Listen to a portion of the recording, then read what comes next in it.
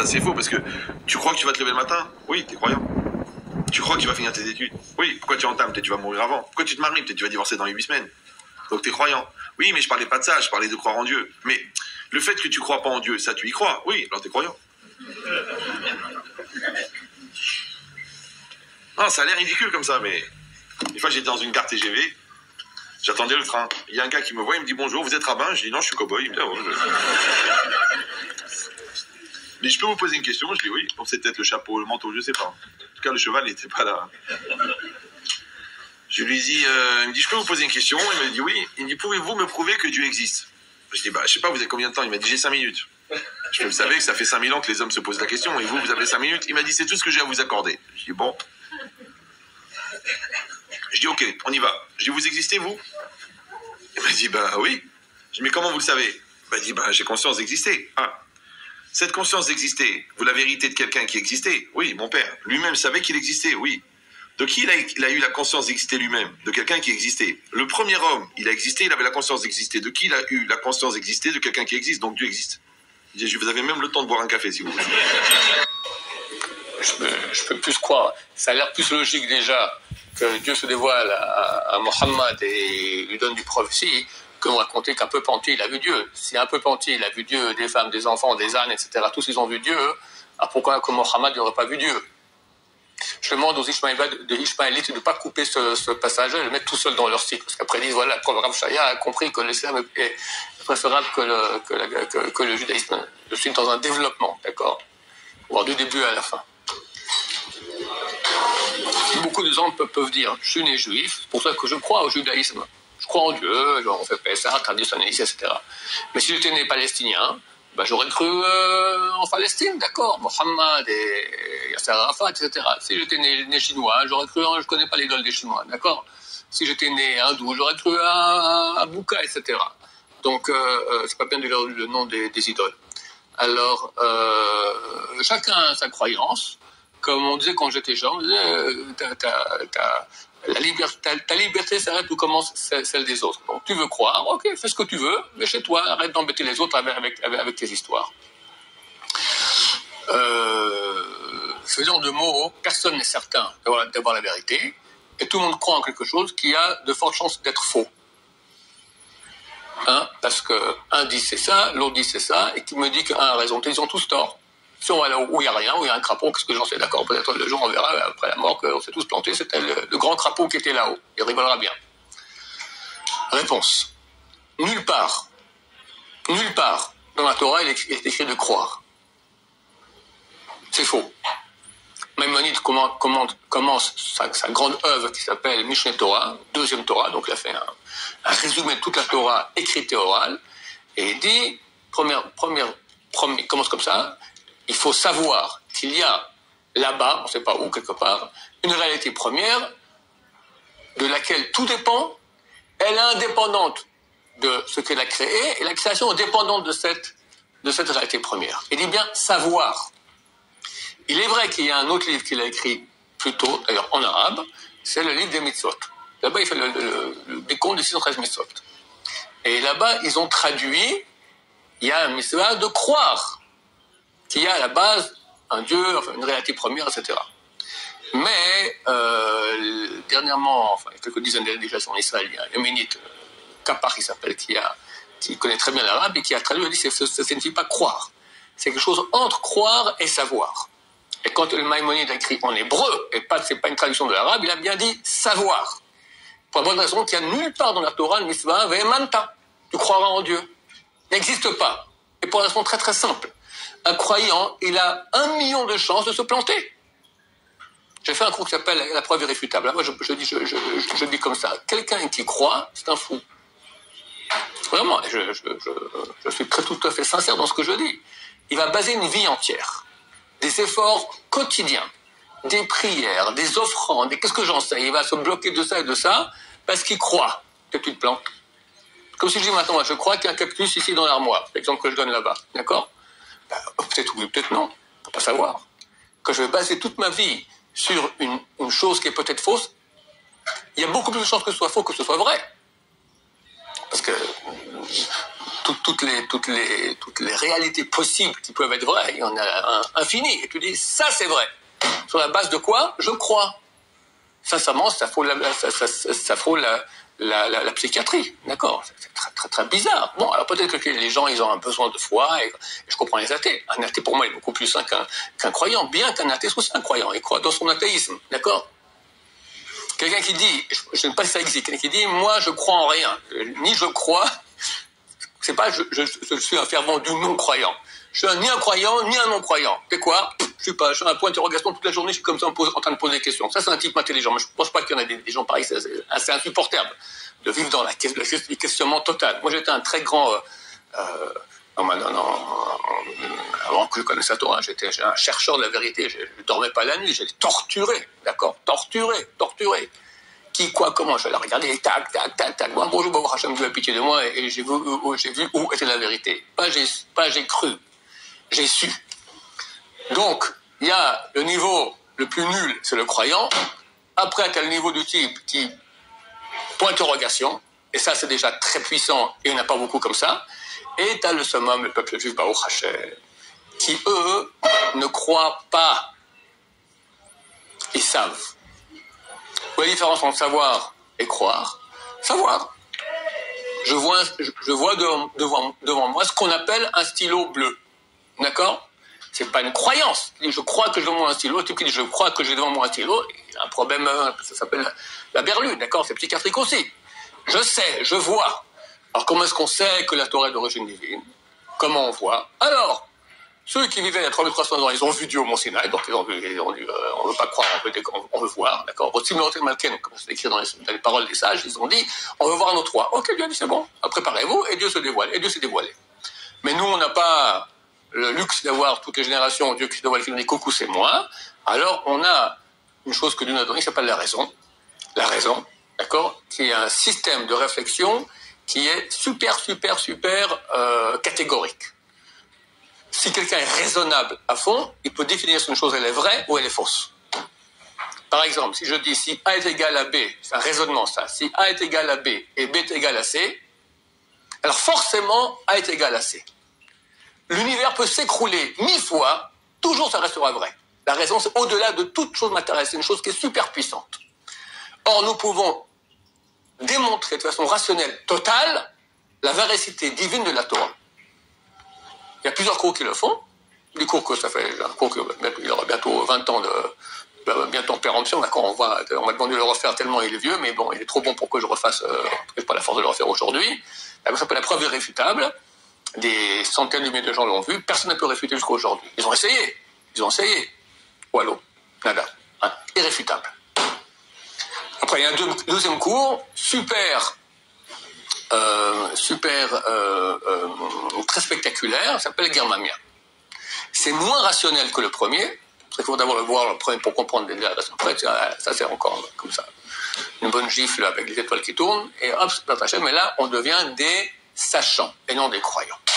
Donc c'est pour cela que nous ne pouvons pas croire en autre chose que la Torah, parce qu'on a les preuves. Et aucune, je précise, et je souligne, aucune autre religion, mode de pensée, non-croyance peut prouver ce qu'elle dit. Personne. C'est tous des croyants. Le plus grand non-croyant, c'est un croyant. Il croit à sa non-croyance. Et le plus grand non-croyant, c'est un croyant. Et c'est tous des cas psychiatriques. Parce que comment tu te bases? Tu bases ta vie sur un peut-être. Voilà. Tu me diras, j'ai pas le choix. Ok, je préfère faire comme ça. Mais vérifie. Alors, la question que tu as posée, c'est ça. Mais alors, comment ça se fait que dans le monde, il y a si peu de gens qui connaissent la Torah, qui croient, enfin, qu'on appelle croire, qui savent que la Torah est d'origine divine, et tellement d'autres religions qui fleurissent ou dépérissent, il y a un peu de tout. Hein. D'abord, il faut savoir qu'Hachem a voulu qu'il y ait très peu de vérité pour beaucoup de mensonges dans le monde, pour qu'on ait le libre arbitre. S'il y avait autant de vérité et de mensonges dans le monde, alors, vu que le mensonge n'a rien à vendre, c'est un menteur. La vérité, elle est vraie. Et l'être humain, il a en lui une soif de vérité. Il veut être dans la réalité, d'accord?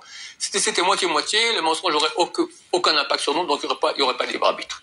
Donc qu'est-ce qu'il fait? Il met beaucoup de mensonges, très peu de vérité. Et là, même les gens qui commencent à voir qu'il y a une vérité ici, oui, mais alors tous ces gens-là qui font le contraire, c'est très dur. Alors ici, Baruch Hashem, on est à Jérusalem, Ramoth, on est entouré de vérité. Les gens qui sont à l'étranger me disent que c'est terrible. Il y a des gens qui vont, je souffre terriblement parce que je sais que c'est la vérité, mais je vois autour de moi tout le contraire sans cesse. Ça use, d'accord, c'est difficile. C'est pour qu'il y ait un libre arbitre. Ok, ça c'est première chose. Deuxièmement, n'importe quel être humain au monde, qui qu'il soit, étant donné qu'il a en lui une partie divine qui s'appelle la Neshama, il a une sensibilité à la vérité. Donc un beau jour, n'importe quel être humain, ça lui arrive au moins une fois dans sa vie. C'est pas 10 fois par jour, mais au moins une fois dans sa vie. Il se pose la question, qu'est-ce que c'est? Qui suis-je? Qu'est-ce que je fais ici? On est là, un certain temps, et on disparaît. Pourquoi? Alors, on parle à son copain, il lui dit, oh, arrête, tu m'angoisses. Viens, on va en boîte. D'accord? Et ça sera à peu près ici. Il y en a qui sont des gens, moi j'appelle ça un menteur. Tu as posé une question qui est quand même assez importante. Quel est ton but dans la vie? Qu'est-ce que tu fais? À quoi sert ce monde? Tu comprends que si tu as reçu maintenant un appareil super sophistiqué, on te dit, écoute, c'est très calé, c'est une centaine des plus grands chercheurs au monde, on travaille 10 ans dessus, c'est un truc extraordinaire. Et on te le donne en cadeau. Bah, tu es très content. Maintenant tu dis, à quoi ça sert? Et on ne te répond pas. Et toi, comme ça, tu vois que, bon, tu peux mettre ton agenda dessus, il y a WhatsApp dessus, bon, c'est sympa. Et tu utilises pour ça. C'est pas un ordinateur, c'est à la puissance 1 million, un truc super solide. Et tu t'amuses à ça. Il n'y a pas de plus crétin, c'est un terme que j'aime bien dire, d'accord, c'est plus tellement la mode, c'est haram, comme on dit en Orient, d'accord, c'est dommage. T'es l'être le plus performant qu'il y a dans la réalité. Il y a un monde tellement extraordinaire. Je parlais à quelqu'un d'Irlande, il m'a dit, on a parlé un peu de médecine, d'accord, il m'a dit, les plus grands médecins dans leur domaine, attends, il y a un médecin pour tout. Après, c'est fini, il y a eu dans chaque domaine, tu as encore des subdivisions. Chaque spécialiste, les grands, savent qu'ils savent très peu dans leur domaine petit qui est très spécialisé. Je ne te parle pas de tout. C'est tellement sophistiqué. Rien que l'être humain. Au niveau physique, je ne parle pas au niveau spirituel. Le monde, c'est extraordinaire. Donc, tu as ici une création, enfin, on ne peut pas dire le mot création, déjà, ça sous-tend qu'il y a un Dieu. Il y a ici une réalité ici qui est tellement extraordinaire, tellement fantastique. Et tu dis, bon, t'as raison, viens, on va en boîte. T'as posé une question, à quoi ça sert? T'as une machine extraordinaire. Tu utilises pour rien, pour faire des petites lumières comme ça, c'est sympa, le WhatsApp, d'accord? C'est pour ça que ça existe. Ça, c'est un menteur. Et sur ça, il sera jugé. Il dit, mais je connais pas la Torah. Tu connais pas la Torah, mais t'as une tête, t'as vu un monde. Tu sais bien qu'un beau jour, t'es là, t'es plus là. À quoi ça sert? C'est la question basique que tu t'es posée. Pourquoi tu t'es arrêté en cours de chemin, t'es dit, ok, j'ai pas la réponse, je continue la vie. Ça, c'est un menteur. Et pour un menteur, on peut juger un menteur pour avoir menti. Comment on le jugera, c'est pas mon affaire, c'est Dieu qui verra. En tout cas, il s'est planté, le type, parce qu'il est passé à côté de ses pompes toute sa vie. Pourquoi? Parce qu'il a menti, il s'est menti. Un type maintenant qui est honnête, même s'il a été éduqué avec les réponses. Alors, des fois, les gens posent des questions, on donne une réponse. Ça, c'est la religion. D'accord? Mais vérifie. Tu crois? Tu crois? Oui, mon père m'a dit, donc je crois à mon père. Ouais, peut-être ton père il s'est planté. Non, c'est son père qui lui a dit. Voilà, peut-être le grand-père s'est planté. Peut-être il y avait au début un malade qui a inventé quelque chose, d'accord? Tous les auteurs de religion qui me disent que ce sont des êtres authentiques et divins, etc. et honnêtes. On ne sait absolument pas. Tu crois? Tu comprends que ça ne veut rien dire croire. Le cactus dans l'armoire. C'est certain qu'il y a un cactus? Oui, je crois. Ok, t'es malade. Donc il faut une démonstration. Cherche. Alors, c'est pas forcément qu'il va arriver sur le cours la preuve irréfutable de Ravon Shaya sur les Havas. Mais, passer à côté du peuple juif, il peut pas. Quelqu'un qui cherche, il voit tout de suite, il y a ici une religion qui est vieille, qui est à l'origine des plus grandes religions du monde, qui raconte que Dieu s'est dévoilé au peuple. Aucune autre religion ne raconte ça. La Torah le dit d'ailleurs. Est-ce qu'il y a un peuple qui a raconté qu'il a vu Dieu et survécu? C'est quelque chose qu'on ne peut pas inventer. Je ne vais pas faire un cours là-dessus. Pourquoi il y a un cours qui s'appelle La Preuve, d'accord? Bon, j'explique pourquoi c'est inattentable une chose pareille. Tu vois qu'aucune religion n'a osé écrire une chose pareille. Toujours il y a un qui dit Dieu m'a parlé. Ou je suis Dieu. D'accord? C'est les deux versions qu'il peut y avoir. Mais qu'un peuple entier ait vu Dieu, personne n'ose raconter ça. T'as un peuple qui raconte. Bon, peut-être il l'a inventé. Tu sais qu'il raconte aussi qu'il est éternel et qu'il va être en exil, qu'il va souffrir. Après, il revient sur sa terre. C'était écrit il y a 3000 ans. 3333 ans, d'accord? Que le peuple-là, il va venir en terre d'Israël, après il va être chassé, il va souffrir, à la fin il revient en terre d'Israël. La terre d'Israël sera aride, elle va être irriguée, elle va donner des fruits, il sera entouré d'Arabes qui auront leur faim, ces Arabes deviendront ou feront la paix avec eux, ou ne feront plus la guerre, ils seront affaiblis, etc. Tout correspond. Bah, tu dis comme c'est un truc bizarre. Rien que le fait que ce peuple survive en exil, tu connais un peuple qui a survécu en exil? T'en connais un? En quelques générations, disparu, terminé. Un peuple qui avait une terre, qui a été chassé de sa terre, au bout de quelques générations, il disparaît, terminé, il n'existe plus. On peut pas rester nationaliste, amoureux de sa terre, pendant 2000 ans, en mettant jamais les pieds sur cette terre. Nachmanides vivait il y a 800 ans, il a été chassé, vu qu'il a discuté, qu'il a fait la disputation de Barcelone. D'accord? Il s'est fait attaquer par un juif renégat qui s'est converti au christianisme, qui a attaqué le Talmud. Alors le roi lui demande l'explication. Je lui ai dit, je suis d'accord de venir discuter avec lui, me disputer avec lui, et prouver qu'on a raison, mais à cause que je peux dire tout ce que je veux. Le roi a accepté. Et Nachmanides, il est rentré dans le christianisme, il a fait des râler pâquerettes, ratatiné. Bien sûr, ça existe. En français, la disputation de Barcelone, je crois même qu'on l'a ici dans la bibliothèque. Donc, ça existe absolument. Elle est très bien en français. Le roi lui a dit, désolé, j'ai des pressions de l'Inquisition, de trucs de tout le monde, là, la chrétienté, le pape, tu peux pas rester en Espagne. Il est parti, il est venu ici en Israël. Il est arrivé en Israël, il a voulu faire les fêtes ici à Jérusalem. Il n'y avait pas minyan. Il n'y avait pas minyan. À Jérusalem, pas 10 personnes. Un peuple qui survit. Alors, il y avait un tout petit peu. Il y avait 3 ici, quelques-uns de Hebron, ils ont réussi à faire 10 personnes pour Yom Kippour et Rosh Hashanah. Mais on était hors de cette terre pendant longtemps. Tu sais, 2000 ans, plus 2500 ans qu'on est en exil. Mais disons que la terre, qu'il y a beaucoup moins de monde, elle est 1700 ans, 1500 ans, où il y a très très peu de juifs sur la terre d'Israël. Elles peuvent continuer à survivre. Rien que ça. Un type, un non-juif, il voit ça, il dit, mais c'est bizarre. Je regardais. Et si c'était un peuple qui, partout où il va, il réussit très bien, tout va très bien. D'accord? Il n'y a pas un endroit où on n'a pas été spolié, persécuté, brûlé, torturé, gazé, et j'en passe. Partout. C'est un commentaire de Roi Haïm Akadosh. C'est un grand rabbin marocain qui vit en Israël il y a 300 ans environ. Il dit les souffrances qu'on a vécues au Maroc, c'est inimaginable. C'est beaucoup plus que ce qu'on aurait imaginé, ce qu'ont vécu les Romains, etc. Mais c'est rien par rapport à ce qu'il y avait quelques années après, en Europe, avec les Cosaques, et avec Hitler, et avec Staline. C'est un peuple qui a souffert énormément, partout où il va, comme c'est écrit, Deutéronome 28. Et il survit. On aurait dû se dire, écoutez, moi ça me casse les pieds d'être juif, bye bye, je me convertis à quoi? Chrétien, et je suis chrétien. Islam, allez, je deviens musulman. Terminé. Bouddhiste, allez, bouddhiste, tout ce que tu veux, laissez-moi tranquille. Et il continue. Il revient sur sa terre. Il y a de quoi être, en bon français, être baba. C'est phénoménal. Chaque personne sur terre, pour être jugée, pourquoi t'as pas regardé autour de toi?